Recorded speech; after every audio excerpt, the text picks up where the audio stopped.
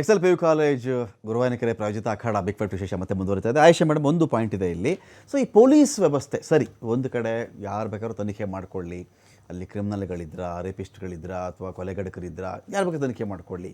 ಈ ಪೊಲೀಸರ ಲಾಠಿಗಳನ್ನು, ಫೈಬರ್ ಲಾಠಿಗಳನ್ನು ಖಾಸಗಿ ವ್ಯಕ್ತಿಗಳು ಹಿಡ್ಕೊಂಡು ಬಂದಿದ್ದರೆ ಮೊದಲು ಪೊಲೀಸರು ಆಚೆ ಕಳಿಸ್ಬೇಕು. ಎರಡು ವಿಚಾರ ಇದರಲ್ಲಿ. ಅಕಸ್ಮಾತ್ ಅವ್ರು ಪೊಲೀಸರು ಅಲ್ಲದೇ ಇದ್ದರೆ ಅಥವಾ ಅವರು ಅಧಿಕೃತ ಪೊಲೀಸರಾಗಿದ್ದಿದ್ದರೆ ಪೊಲೀಸರು ಅವ್ರನ್ನ ಅಧಿಕೃತವಾಗಿ ಅವ್ರ ಯೂನಿಫಾರ್ಮಲ್ಲೇ ಕಳಿಸ್ಬಹುದಾಗಿತ್ತೇನೋ. ಕಾರಣ ಇಲ್ಲಿ ನನಗೆ ಗೊತ್ತಿರೋ ಮಟ್ಟಿಗೆ ಪೊಲೀಸರು ಇರಬೇಕು, ಇಲ್ಲ ಸೈನಿಕರು ಅಥವಾ RAF ರ್ಯಾಪಿಡ್ ಆ್ಯಕ್ಷನ್ ಫೋರ್ಸು, ಇದೆಲ್ಲರೂ ಯೂನಿಫಾರ್ಮಲ್ಲಿ ಇರ್ತಾರೆ. If I am not wrong, uniform ಯಾರೋ ಆ ಥರ ಯೂನಿಫಾರ್ಮಲ್ಲಿ ಇಲ್ದಿರೋರು ಬಂದಾಗ ಪೊಲೀಸರು ಕೆಟ್ಟ ಹೆಸರು ಬರುತ್ತದು. ಸೊ ಯೂನಿಫಾರ್ಮಲ್ಲಿ ಇಲ್ಲದೇ ಇರೋರು ಬಂದಿದ್ದದ್ದು ಏನಕ್ಕೆ? ಆಲ್ರೆಡಿ ಕೆಲವು ಕಾರಿನ ಗಾಜುಗಳು ಎಲ್ಲೋ ಒಡೆದು ಹೋಗಿತ್ತಲ್ಲ, ತಂದಲ್ಲಿ ನಿಲ್ಲಿಸಿದ್ದು ಯಾಕೆ? ಕಲ್ಲಿನ ಮೂಟೆಗಳನ್ನು ಸುರಿದಿದ್ದು ಯಾಕೆ ಅಂತ ಆ ವಿದ್ಯಾರ್ಥಿಗಳು ಕೇಳೋದು ಕ್ವಶನ್ ಇದು, ನಾನಲ್ಲ. ವಿದ್ಯಾರ್ಥಿಗಳು ಕೇಳಿದ್ರು, ಏನು ಪ್ಲ್ಯಾನ್ ಮಾಡ್ಕೊಂಡ್ರಿ ನೀವು? ಈ ಜೀಪಿಲ್ಲಿ ಕಾರ್ ನಿಂಗೆ ಒಡೆದು ತಂದು ನಿಲ್ಲಿಸಿದಾರಲ್ಲಿ ನಮ್ಮ ಮೇಲೆ ಹಾಕ್ತಾರೆ ಇದನ್ನು, ಕಲ್ಲು ಮೂಟೆ ತಂದಿಲ್ಲಿ ಸುರಿತಾ ಇದ್ದಾರೆ ನೋಡಿ, ಇದು ನಮ್ದಲ್ಲ. ಮತ್ತು ಈ ಡ್ರೆಸ್ಸಲ್ಲಿರೋರು ಯಾರು ಇವರು ಹೇಳಿ ಅಂತ ಅವ್ರು ಆರಾಮಾಗಿ ರಾಜಾರೋಷವಾಗಿದ್ದಾರೆ. ಅವರನ್ನು ಬಿಟ್ಟವ್ರು ಯಾರು ಬೇಕಲ್ಲ? ಪೊಲೀಸರಾಗಿದ್ದರೆ ಯೂನಿಫಾರ್ಮಲ್ಲಿ ಇರಲಿ, ಅವರು ನೇಮ್ ಬ್ಯಾಡ್ಜ್ ಇರಲಿ. ಇದ್ರ ಬಗ್ಗೆ ಕಾಂಗ್ರೆಸ್ ಏನು ಮಾಡುತ್ತೆ ಇವಾಗ?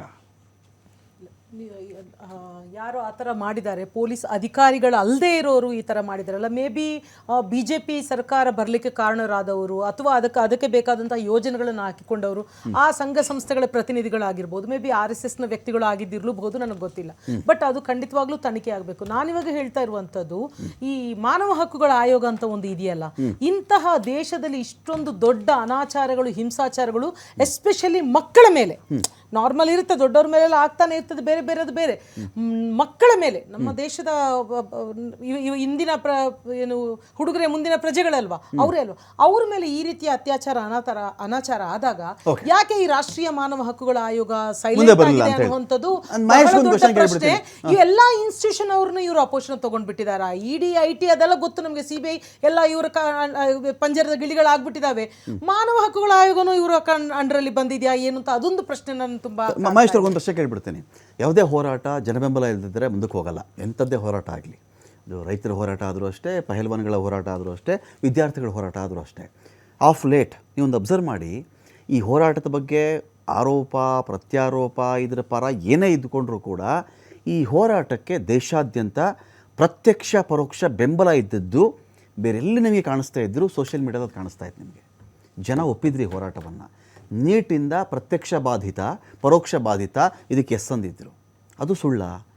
ಈಗ ನೀವು ಅಷ್ಟೆಲ್ಲ ಜನಗಳಿಗೆ ವಿರುದ್ಧವಾಗಿ ನಾನು ಆ ತನಿಖೆ ಮಾಡ್ತೀನಿ, ತನಿಖೆ ಮಾಡಿಸ್ತೀನಿ, ಕೆಟ್ಟವರಿದ್ದರು, ದುಷ್ಟರಿದ್ದರು, ಫಾರಿನ್ ಫಂಡ್ ಆಗಿತ್ತು, ಉಗ್ರಗಾಮಿಗಳಿದ್ರು ಅಂತ ಹೇಳಿದ್ರೆ ಎಷ್ಟು ದೂರಕ್ಕಿದ್ದು ಸರಿ ಅನ್ಸುತ್ತೆ ನಿಮಗೆ?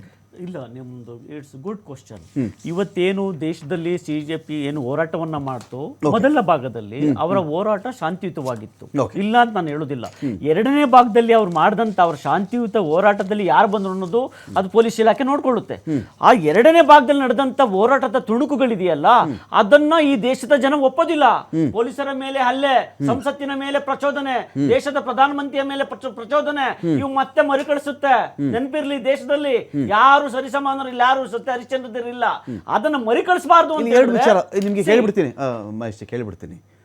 ವಿರೋಧ, ಅಪೋಸ್ ಮಾಡೋದು ದ್ವೇಷಕ್ಕೆ ಈಕ್ವಲ್ ಅಂತ ಹೇಳ್ತೀರಾ ನೀವು? ಸಪೋಸ್ ಒಬ್ಬ ವ್ಯಕ್ತಿ XYZ ಅಂತ ಒಬ್ಬ ಮುಖ್ಯಸ್ಥ ಇರ್ತಾನೆ, ಅವನು ನಾನು ವಿರೋಧಿಸ್ತಾ ಇದ್ದೀನಿ, ನಾನು ಅವ್ರ ಸೂತ್ರ ಒಪ್ತಾ ಇಲ್ಲ ಅಂತ ಒಬ್ಬ ಮನುಷ್ಯ ಹೇಳ್ದ ಅಂದರೆ ಅದು ದ್ವೇಷಕ್ಕೆ ಸಮ, ದೇಶ ವಿರೋಧಿಗೆ ಸಮ, ಉಗ್ರಗಾಮಿಗೆ ಸಮ ಅಂತ ಆಗುತ್ತಾ? ಯಾರಾದರೂ ಇಲ್ಲಿ ಪ್ರಶ್ನಾತೀತರ ನಮ್ಮ ದೇಶದಲ್ಲಿ ಯಾರಾದರೂ ಇದ್ದಾರೆ? ನಮ್ಮ ಇಡೀ ವ್ಯವಸ್ಥೆ ಎಲ್ಲರೂ ಇದ್ದಾರಾ? ನೋಡಿ, ಒಬ್ಬ ಮನುಷ್ಯನ ಕ್ವಶನ್ ಮಾಡಿದ ತಕ್ಷಣ ವಿರೋಧಿ, ಇವನ್ ಆ್ಯಂಟಿ ನ್ಯಾಷನಲ್ಲು, ಇವನ್ ಆ್ಯಂಟಿ ಇಂಡಿಯಾ, ಇದು ಈ ನರೇಷನ್ಗೆ ನಿಮ್ದೇನು ಉತ್ತರ? ನೋಡಿ, ಗಾಂಧೀಜಿಯವರು ಹಾಕೊಟ್ಟಂತ ಶಾಂತಿಯುತ ಹೋರಾಟ ಭಾರತದಲ್ಲಿ ಜೀವಂತವಾಗಿದೆ, ಜೀವಂತವಾಗಿರುತ್ತೆ. ಈ ದೇಶ ಅದು ಯಾವತ್ತೂ ಭಾರತ ದೇಶಕ್ಕೆ ಯಾವುದೇ ಕಳಂಕ ಇಲ್ಲ ಆ ವಿಚಾರದಲ್ಲಿ ರಮಾಕಾಂತ್ಜಿ. ಆದ್ರೆ ನಾವು ಮಾಡುವಂತ ಹೋರಾಟ ಗಾಂಧೀಜಿಯವರ ತತ್ವಗಳಷ್ಟೇ ಸರಿಸಮಾನವಾಗಿರ್ಬೇಕು. ನಾನೇನು ಹೇಳೋದು ಅಂತ ಹೇಳಿದ್ರೆ, ಇವತ್ತು ಜಂಜಿ ಹೋರಾಟ ಇರ್ಬೋದು ಅಥವಾ ಯಾವುದೋ ಒಂದು ಪಕ್ಷವನ್ನ ಕಟ್ಕೊಂಡು ಹೋರಾಟ ಮಾಡೋದಿದೆಯಲ್ಲ, ಇವತ್ತು ನೀಟ್ಗೆ ಸಂಬಂಧಪಟ್ಟಂತೆ 21 ಜನ ಮಕ್ಕಳು ಸತ್ತಿದ್ದಾರೆ, ಅವ್ರ ಪ್ರಾಣ ತಂದುಕೊಡೋದಕ್ಕೆ ಯಾರ ಕೈಲೂ ಸಾಧ್ಯ ಇಲ್ಲ. ಆದರೆ ನಾವು ನಡ್ಕೊಳ್ಳುವಂತ ರೀತಿ 21 ಜನ ಮಕ್ಕಳು ಮತ್ತೆ ಮರುಕಳಿಸಬಾರ್ದು ಈ ಒಂದು ಸಮಸ್ಯೆಗಳು. ಅದಕ್ಕೋಸ್ಕರ ಇವತ್ತು ಸಂಸತ್ತಿನ ಅಧಿವೇಶನದಲ್ಲಿ 2026ರ ಹೊಸ ಶಿಕ್ಷಣ ನೀತಿಯನ್ನ ನಾವು ಇವತ್ತು ಜಾರಿಗೆ ತಂದಿದ್ದೀವಿ. 152 ಎಕ್ಸಾಮ್ ಶಿಕ್ಷಣ ಆಗ್ಲಿಲ್ಲ ಯಾರಿಗೂ. ನಂಬೋಣ ಈ ಬಿಲ್ ನಂಬೋಣ ನಾವು. ಹಂಗಾರೆ 152 ಎಕ್ಸಾಮ್ ಶಿಕ್ಷಣ ಆಗ್ಲಿಲ್ಲಪ್ಪ, ಈ ಬಿಲ್ ನಂಬೋಣ ನಾವು, ನಂಬೋಣ ಈ ಬಿಲ್ ನಾವು. ಬಹಳ ಸ್ಟ್ರಿಕ್ಟ್ ಆಗ್ಬಿಡ್ತದೆ, ನಂಬೋಣ. ಸಾವಿರ ಪ್ರಕರಣಗಳು ದಾಖಲಾಗಿದೆ. ರಾಜ್ಯದ ಮಾತಾಡ್ಲಿ ಮೇಡಮ್, ಫರ್ಜಾನಾ ಮೇಡಮ್ ಇವತ್ತು ಲೋಕಸೇವಾ ಆಯೋಗದಲ್ಲಿ ಆಗಿದೆಯಲ್ಲ, ಇವ್ರದೇ ಲೋಕಸೇವಾ ಇದು ಕರ್ನಾಟಕದಲ್ಲಿ ಅದ್ರಲ್ಲೂ ಆಗ್ಲಿ ಇವ್ರದೇ ಅಧ್ಯಕ್ಷ ಹೇಗೆ ಕೊಟ್ಟಿದ್ದಾನೆ ಅಂತ ಹೇಳಿ. ಮತ್ತೆ ಇವರು ಇವ್ರದೇ ಬೇಕಾದಷ್ಟಿದೆ, ಇನ್ನು ದೇಶದ ಬಗ್ಗೆ ಮಾತನಾಡ್ತಾರೆ ಕಾಂಗ್ರೆಸ್ ಅಂದ್ರೆ ಅದಕ್ಕೆ ಬರಾಬರ್ ಅಂತ ನಿಮ್ದು ಬರಾಬರ್ ಅಲ್ವಾ ಆಗಿತ್ತು.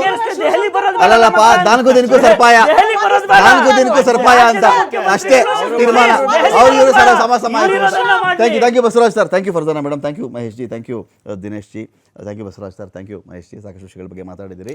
ವೆಯ್ಟ್ ಮಾಡೋಣ. ಇಲ್ಲಿ ಈ 2872 ಅಥವಾ 2800 ಕ್ರಿಮಿನಲ್ ಚಟುವಟಿಕೆ ಹಿನ್ನೆಲೆಯ ವ್ಯಕ್ತಿಗಳು ಆರೋಪಿತರಿದ್ದರು ಅಂತ ಹೇಳಿ ಇವತ್ತೇನೋ ಹುಡುಕ್ತಾ ಇದ್ದಾರೆ. ಸರಿ, ಹುಡುಕಲಿ. ಅದೇ ರೀತಿಯಲ್ಲಿ ಇನ್ಯಾವುದೋ ನಾಳೆ ಪ್ರೊಟೆಸ್ಟ್ ಆಗಬಹುದು. ಅದಕ್ಕಿಂತ ಮುಂಚೆ ದಯವಿಟ್ಟು ದೇಶದ ಎಲ್ಲ ರಾಜ್ಯಗಳಲ್ಲಿ ಈ ಕ್ರಿಮಿನಲ್ ಹಿನ್ನೆಲೆ ಇದ್ದಾರಲ್ಲ, ಅವ್ರ ಮೇಲೆ ನಿಮ್ಗೆ ಯಾವ ಸೆಕ್ಷನ್ ಬೇಕಾದರೂ ಹಾಕ್ಕೊಂಡು ಅಪರಾಧಕ್ಕೆ ಸೂಕ್ತವಾಗಿರ್ತಕ್ಕಂಥದ್ದು ಈಗಲೇ ಒಳಗಡೆ ಹಾಕ್ಬಿಡಿ. ನಾಳೆ ನಡೆಯೋ ಪ್ರೊಟೆಸ್ಟ್ಗಳಿಗೆ ಮತ್ತೆ ಇಲ್ಲಿ ಇವರಿದ್ದರು, ರೇಪಿಸ್ಟ್ ಇದ್ದರು, ಇದೆಲ್ಲ ಬೇಡ. ಈಗಲೇ ಅರೆಸ್ಟ್ ಮಾಡಿಬಿಡಿ ಅವ್ರನ್ನ. ಇಲ್ಲ ಜಂತರ್ ಮಂತರಲ್ಲಿ ಇವ್ರು ಮೊದಲನೇ ದಿನ ಕೂತ್ಕೊಂಡಾಗ್ಲೇ ನೀವು ಆಯಾ ರಾಜ್ಯಗಳ ಕಡೆಯಿಂದ ಪೊಲೀಸರು ವಿತ್ ನೋಟಿಸ್ ಬಂದ್ಬಿಟ್ಟು ಅರೆಸ್ಟ್ ಮಾಡಿದ್ರು, ಈ ಸಮಸ್ಯೆ ಬರ್ತಾ ಇರಲಿಲ್ಲ. ಎಲ್ಲ ಈ ಕೋಟೆ ಕೊಳ್ಳೆ ಹೋದ್ಮೇಲೆ ದಿಡ್ಡಿ ಬಾಗಿಲು ಹಾಕಿದ್ರು ಅಂತ ಆ ಕಥೆ ಆಗದೇ ಇರಲಿ. ಜೊತೆಗೆ ಈ ರೀತಿ ಒಂದು ಇಡೀ ಪ್ರತಿಭಟನೆಯನ್ನು ಕೆಟ್ಟ ಕಣ್ಣುಗಳಿಂದ, ಕೆಟ್ಟ ಲೆನ್ಸಿಂದ ನೋಡೋದು ಕೂಡ ತಪ್ಪಾಗುತ್ತೆ. ತಪ್ಪು ಯಾರಾದರೂ ಮಾಡಿದರೆ ಅವ್ರ ಒಳಗಡೆ ಹಾಕಿ. ಕ್ರಿಮಿನಲೈಸ್ ಮಾಡೋದಿದೆಯಲ್ಲ ಇಡೀ ವಿಚಾರವನ್ನು, ಅದು ಸೂಕ್ತ ಅಲ್ವೇನೋ ಅಂತ ಹೇಳ್ತಾ ಡಿಬೇಟ್ ಮುಗಿಸ್ತಾ ಇದ್ದೀನಿ. ನಮಸ್ಕಾರ.